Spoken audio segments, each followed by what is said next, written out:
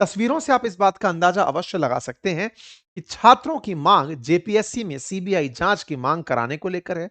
बार बार बड़े बड़े पोस्टर और होर्डिंग लगाकर ये छात्र बैठे हुए हैं। छात्र आंदोलन का 13वां दिन है। बड़ी संख्या में छात्र प्रदर्शन कर रहे हैं। यहां पर प्रदर्शनकारी छात्र जो हैं वो लगातार एक ही मांग कि जेपीएससी और जेएसएससी में अंदर जो है वो रिफॉर्म करिए, और रिफॉर्म के साथ साथ हम सीबीआई जांच की मांग करते हैं। लड़के लड़कियां तमाम बेचारे उम्र के वो विद्यार्थी जो सरकारी सेवाओं के अंदर पारदर्शिता चाहते हैं, एग्जामिनेशन में किसी प्रकार का करप्शन नहीं चाहते, वो इस तरह से आपको भीगती बारिश में अपने अपने जुटे हुए संसाधनों से यहां पर प्रदर्शन करते हुए दिख रहे हैं। यही हेडिंग है, जेपीएससी जेएससी सीजीएल अन्य भर्ती परीक्षाओं में पारदर्शी निष्पक्ष और भ्रष्टाचार मुक्त कराने के लिए अनिश्चितकालीन सत्याग्रह। छात्रों के द्वारा यह मार्च असल में हुआ कैसे, कहानी क्या है, अब वो सुनिए। झारखंड पब्लिक सर्विस कमीशन, जिसे जेपीएससी कहते हैं, उसकी 14वीं सिविल सेवा परीक्षा, उसका रिजल्ट 2 जुलाई को आया। 2204 विद्यार्थियों को प्रीलिम्स क्वालिफाई कहा गया कि आपके प्री पास हो गए, अब 18 से 20 जुलाई के दिन जाकर मेंस दे दीजिएगा। जैसे ही रिजल्ट आया, असल में सीटें भी 104 के आसपास सीटें थी। रिजल्ट आया, 18 दिन का समय मिला और भी 16 दिन का समय मिला मेंस परीक्षा लिखने के लिए। रिजल्ट आते ही विवाद शुरू हो गया। छात्रों ने रिजल्ट पर सवाल उठाने शुरू कर दिए। 103 पदों के लिए विज्ञापन जारी हुआ था। 2204 अभ्यर्थियों को मुख्य परीक्षा देने के लिए कहा गया। छात्रों का आरोप था कि इस प्रीलिम्स के रिजल्ट में कुछ गड़बड़ी है। छात्रों ने क्या दिक्कत लगाई? छात्रों के सामने एक ऐसी उत्तर पुस्तिका आई जिसमें 48 प्रश्नों के उत्तर सही दिए हुए थे। उस छात्र का सिलेक्शन प्रीलिम्स में हो चुका था, जबकि कट ऑफ 140 अंक से ऊपर की गई थी। यानी कि एक विद्यार्थी, हालांकि, और दूसरी सबसे बड़ी बात, इस अनियमितता के साथ साथ इस प्रीलिम्स के रिजल्ट में category wise cut off marks भी नहीं बताई गई थी। यह नहीं बताया गया था कि किस कैटेगरी के लिए कितना कट ऑफ गया है। छात्रों ने एक एक करके सवाल उठाने शुरू किए कि इस रिजल्ट में किसी भी जेपीएससी के अधिकारी का साइन क्यों नहीं है।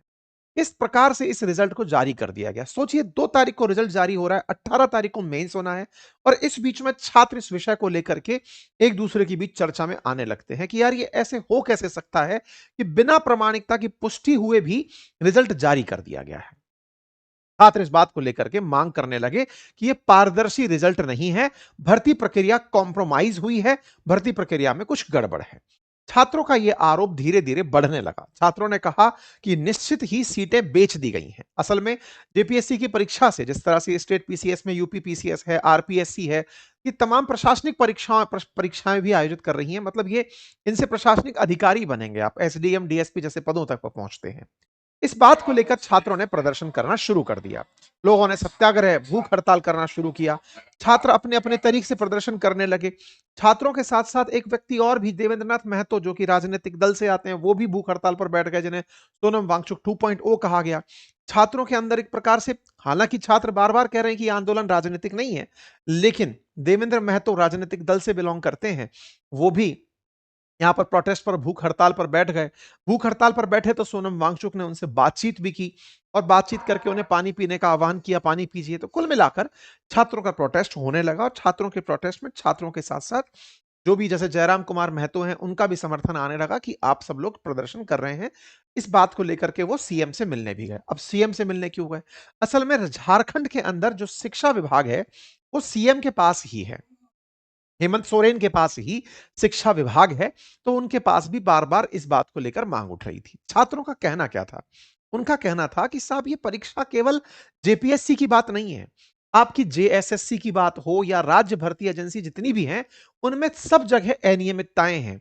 परीक्षा के अंदर कोई पारदर्शिता नहीं है, और इस वजह से लगातार छात्र इस बात से पीड़ित हो रहा है कि या तो पेपर लीक हो जा रहा है, पेपर रद्द हो रहा है, पेपर के अंदर पेपर कॉम्प्रोमाइज हो गया है, रिजल्ट कॉम्प्रोमाइज हो गया है, सीट बिक गई है। तमाम जो यहां की एजेंसीज एग्जाम कराती हैं, उन सब पर आरोप लगने शुरू हुए। धीरे धीरे पता चलता है कि जेएसएससी सीजीएल जो है, 2023 में आयोजित हुआ था, उस पर पेपर लीक के आरोप लगे। मामला सीआईडी तक पहुंचा, जो स्टेट की जांच एजेंसी है। जेपीएससी सिविल सेवा परीक्षा के अंदर, प्रारंभिक परीक्षा के अंदर मामला निकला। ऐसे ही जेएसएससी के अंदर उत्पाद, जो एक्साइज सिपाही भर्ती परीक्षा है, उसमें मामला निकला। और तो और 10वीं बोर्ड परीक्षा जो था, उसका प्रश्न पत्र सोशल मीडिया पर वायरल हो गया। ऐसे ही नीट यूजी का जो मामला हुआ था, वो पेपर भी झारखंड के हजारीबाग और देवघर का नाम उसमें सामने आया था कि यहां पर भी कई सुराग ऐसे मिले थे। इसका मतलब झारखंड के अंदर कई स्तर पर परीक्षाओं के अंदर धांधली की बात सामने आई। यूपीएससी की इन परीक्षाओं को लेकर के सवाल उठने शुरू हुए। उनमें प्रमुख 14वीं सिविल सेवा परीक्षा, फॉरेस्ट रेंज ऑफिसर परीक्षा, सहायक वन रक्षक, झारखंड पात्रता परीक्षा, परियोजना प्रबंध भर्ती, सिविल जज, medical college assistant professor, APP, ये तमाम परीक्षाएं थी। जब आंदोलन बढ़ने लगा, छात्रों का प्रोटेस्ट होने लगा, तो आयोग ने इस परीक्षा को अपरिहार्य कारण बताते हुए स्थगित कर दिया। मतलब जेपीएससी का जो मेंस होना था, उसे स्थगित कर दिया गया। इससे पहले भी तमाम जिन जिन परीक्षाओं को छात्रों ने उठाया था, उनकी हेडलाइंस एक बार के लिए आप यहां पर देख सकते हैं। हमने इस विषय के ऊपर आज से एक हफ्ते पहले डिटेल में आपको यूट्यूब पर भी, अपने ट्विटर के ऊपर भी, 2 अगस्त के दिन अपने ट्विटर के ऊपर भी, इससे पहले इंस्टाग्राम पर भी हमने आपको कंप्लीट अपडेट दिया है। तो यानी अब तक की अगर हम आपके सामने बात रखें तो क्या-क्या हुआ है?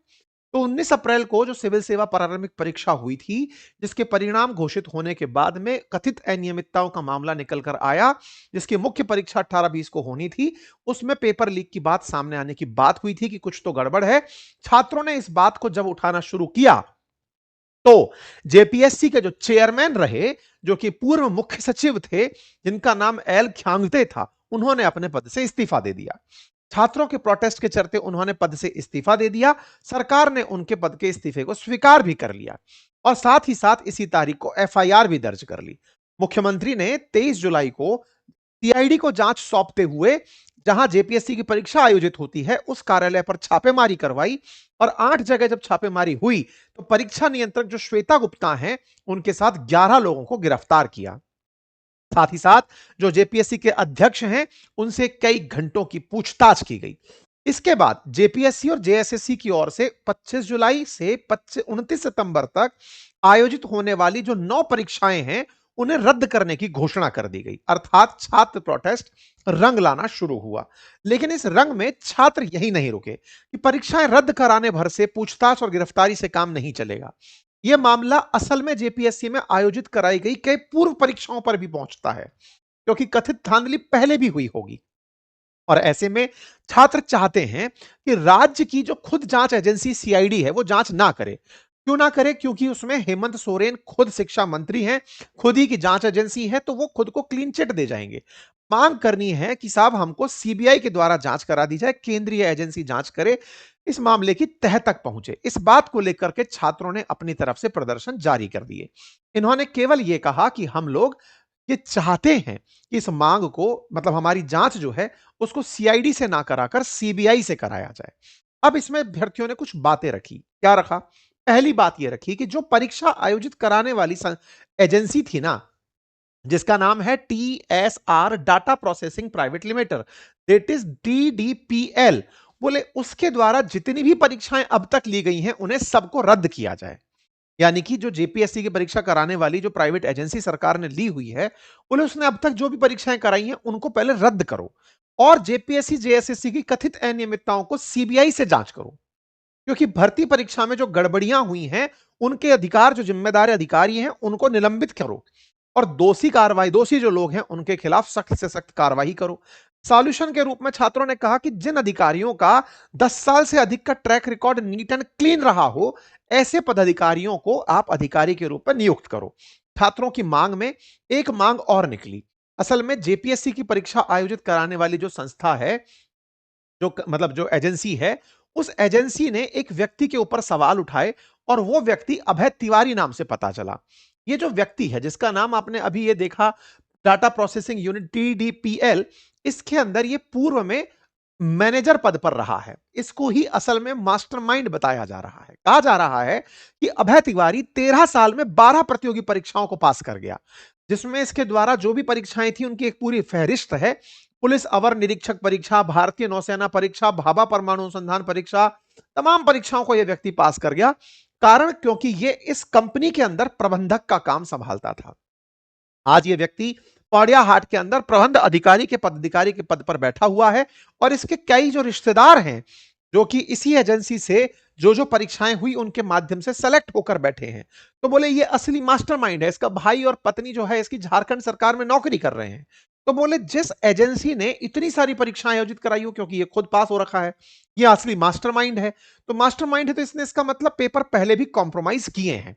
इसलिए छात्रों का कहना है कि हमारे यहां पर जो जेएसएससी और जेपीएससी की परीक्षा कराने वाली संस्था है, पहले तो उसको रद्द करो, उसके जगह टीसीएस जैसी की संस्थान को आप एंट्री करवाओ और हमारी परीक्षा के अंदर पूरी तरह से पारदर्शिता लेकर आओ। अगर आप ये काम नहीं करते, यानी सीबीआई से जांच नहीं कराते, उन पूर्व परीक्षाओं को रद्द नहीं करते, नए पदाधिकारी नियुक्त नहीं करते, पारदर्शिता के लिए हमें आश्वस्त नहीं करते, तो हम विधानसभा का घेराव 10 तारीख को करेंगे। यह है साहब कुल मिला के मामला। अब सवाल आता है कि यह मामला दिल्ली से अलग कैसे हुआ, मतलब दिल्ली में और यहां तक झारखंड में यह मामला अलग कैसे हुआ। तो देखिए, जहां तक बात है नीट से जुड़े मामले की, जब नीट का मामला था तो नीट एक केंद्रीय परीक्षा हो गई जिसमें हर देश, अपने देश का हर राज्य का बच्चा पार्टिसिपेट कर रहा है, जबकि ये जो आंदोलन है ये झारखंड से जुड़ा आंदोलन है, ये सच है। लेकिन छात्र झारखंड का है तो इसी देश का। जब नीट परीक्षा में आंदोलन के अंदर पार्टिसिपेट करने तमाम राजनेता और अभिनेता आकर पहुंचे, तो सवाल यह बनता है कि वो खुद तो तब भी नीट दे नहीं रहे थे, लेकिन केंद्र सरकार के सामने वो बात रखने पहुंचे थे। अगर ऐसा ही है तो छात्रों से जुड़े मुद्दे पर ये लोग जब हजारों की संख्या में झारखंड का बच्चा, और वो भी किसी बिना किसी राजनीतिक मांग के, वो ना किसी मुख्यमंत्री का इस्तीफा चाह रहा, ना शिक्षा मंत्री का इस्तीफा चाह रहा, वो तो मांग चाहता है कि इस परीक्षा की जांच सीबीआई से करा लो। वहां पर ये लोग नदारद क्यों हैं? क्यों यहां पर राजनीतिक दल किनारा कर रहे हैं, अपोजिशन किनारा कर रहा है? सबसे पहला सवाल कॉकरोच जनता पार्टी से ही पूछा गया कि भाई जब आप लोग वहां मुद्दा उठाए थे तो यहां क्यों नहीं उठाए। इस पर आरोप लगा कि सीजेपी दोहरा रवैया उठा रही है। स्वाति मालीवाल ने इस बात पर आरोप भी लगाए। हालांकि इस पर सीजेपी ने अपनी चुप्पी तोड़ते हुए कहा कि वो छात्रों का समर्थन करेगी। अभी के लिए दीपके ने अपनी तरफ से छात्रों से बात करते हुए कहा कि वो इस मामले में साथ हैं और वो जल्दी ही जैसे तबीयत ठीक हो जाएगी तब इसमें शामिल भी होंगे। उनको टाइफाइड हुआ है, उन्होंने ये जानकारी अपनी तरफ से साझा करी। तो उन्होंने कहा कि हम झारखंड के अंदर प्रोटेस्ट को सपोर्ट करते हैं। झारखंड के अंदर या सीजेपी जो है वो एक प्रेशर ग्रुप की तरह बिहेव कर रही है, कोई राजनीतिक दल नहीं है। तबीयत सही हो जाएगी उसके बाद में वो उसे ज्वाइन करेंगे। हालांकि इस पर छात्रों की तरफ से कई जगह पर टिप्पणी भी निकल कर आई।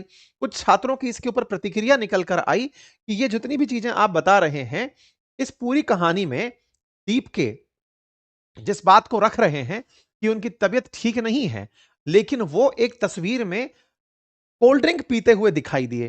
तो कोल्ड ड्रिंक पीते हुए दिखाई देने पर उनके सवाल किए गए कि साहब टाइफाइड है और आप कोल्ड ड्रिंक पीते हुए दिखाई दे रहे हैं। कुछ लोगों ने उन पर इस तरह की टिप्पणियां भी करी कि आप व्यस्त हैं। खैर ये सब चीजें निकल करके बीच में आई कि 4 तारीख को बोल रहे हैं कि टाइफाइड है और बाद में एक ठंडी कोल्ड ड्रिंक पीते हुए दिखाई दे रहे हैं। वहीं जहां तक बात छात्रों की हो, तो छात्र इस विषय के ऊपर अपनी तरफ से यह प्रतिक्रिया देते हुए दिखाई दिए कि हम चाहते ही नहीं है कि सीजेपी के वो नेता यहां पहुंच करके राजनीति करें, क्योंकि हम यहां पर राजनीति चाहते ही नहीं है। ना ही हम यहां पर किसी प्रकार की आजादी के नारे चाहते, ना यहां पर हम सरकार विरोधी नारे चाहते। हमारा काम हमारी चीजों से लेकर के है और हम इसको बिल्कुल राजनीतिक तरीके से होते हुए नहीं देखना चाहते। खैर, एक और नाम निकल कर आया नेहा बोरा का, जो कि आयशा अध्यक्ष हैं।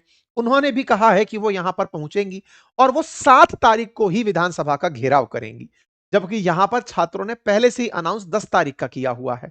नेहा बोरा आयशा की अध्यक्ष हैं और वहां पर वो जो ऑल इंडिया स्टूडेंट एसोसिएशन है उसके अध्यक्ष हैं, और वो ऐसा करते हुए यहां पर सुबह खुद बोल रही हैं कि वो विधानसभा का घेराव करेंगी। इस पर भी फिर इनके ऊपर लोगों के बैकलैशेस आए कि बोले आप अपनी तरफ से कभी भी निकल जा रही हैं। छात्रों ने 10 तारीख बोल रखा है, अब आपको लग रहा है कि वहां पे मीडिया पहुंचना शुरू हुआ है तो आप वहां पहुंच जाएंगे। ऐसे में छात्र जो यहां पर हैं उन्होंने साफ कहा है कि देश विरोधी नारे लगाने वालों को हम यहां मंच पर नहीं आने देंगे। तो कुल मिलाकर के दिल्ली से अब तक आंदोलन यहां क्यों नहीं पहुंचा या दिल्ली के नेता यहां क्यों नहीं पहुंचे, उसके कारण एक एक करके आपके सामने आते चले जा रहे हैं। इसके बाद जहां तक राजनीतिक दलों की बात हो, बात कांग्रेस की हो, तो कांग्रेस की तरफ से राहुल गांधी जी अभी भी लगातार छात्रों की मांगों को लेकर के सक्रिय हैं। कोटा हो, देहरादून हो, प्रयागराज हो, अभी वो प्रयागराज के अंदर गूंज कार्यक्रम करवा रहे हैं। उन्होंने जंतर मंतर की जगह पीएम आवास को चुना, छात्रों के साथ लगातार संवाद के लिए तरीके अपना रहे हैं।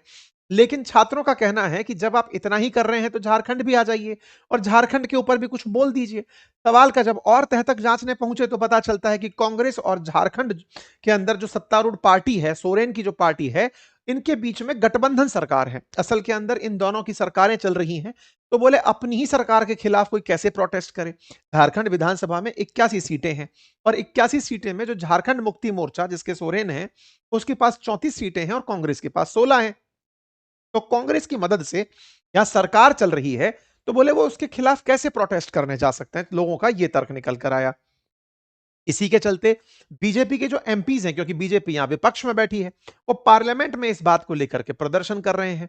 उनका मुद्दा है कि साहब जेपीएससी जेएसएससी के लिए छात्र प्रदर्शन कर रहे हैं, उस पर कोई कार्रवाई क्यों नहीं हो रही।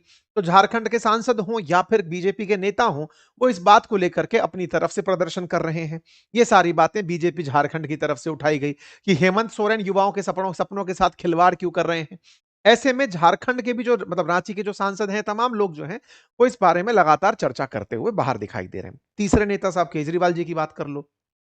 केजरीवाल जी तो जिस इस पूरे आंदोलन में, सीजेपी के आंदोलन में बाद में मतलब जिस तरह से वो मंच पर आए, जिस तरह से उन्होंने अपनी तरफ से बात रखी, वो सब सुर्खियों में रही। तो उनके बारे में सवाल पूछा गया कि आप कहां हैं। तो सिसोदिया जी से पूछा गया कि आप कहां हो, झारखंड प्रोटेस्ट में क्यों नहीं जा रहे हो। तो उन्होंने कहा कि मैं E20 के प्रोटेस्ट में हूं अभी। तो E20 का प्रोटेस्ट चूंकि वो नेशनल मुद्दा है, तो वो उस तरीके से उस प्रोटेस्ट में बिजी हैं। जो छात्रों के लिए अभिनेता राजनेता तमाम दिखाई दिए थे, वो झारखंड पर अभी तक पूरी तरह से चुप बैठे हुए दिखाई दे रहे हैं। कुल मिलाकर पेपर लीक का मामला है, छात्रों के हितों का मामला है। जैसे सीजेपी का प्रोटेस्ट दिल्ली में चल रहा था, ऐसे झारखंड के अंदर छात्रों का प्रोटेस्ट चल रहा है। और ऐसे में सरकार से अपेक्षा यही कि वो छात्रों तक न्याय पहुंचने दे। राज्य सरकार जितना जल्दी हो, वो छात्रों के लिए सीबीआई से जांच की अगर उनकी मांग है तो उन्हें सुने। जो जो कथित अनियमितताएं हैं, उनकी प्रॉपर तरीके से जांच कराई जाए और जांच कराकर छात्रों को विश्वास में लिया जाए, क्योंकि ये छात्र लगातार गैर राजनीतिक होकर के अपनी बातों को उठा रहे हैं। बाकी आप इस विषय पर क्या सोचते हैं, अपनी राय कमेंट बॉक्स में अवश्य रखें। चैनल पर नए हैं तो चैनल को सब्सक्राइब कर लीजिए। लिंक कमेंट बॉक्स में एक वीडियो का डाला है, जिसे जरूर सुनिएगा। जो हमारे गेस्ट हैं, उनकी राय आपके साथ साझा की गई है। धन्यवाद।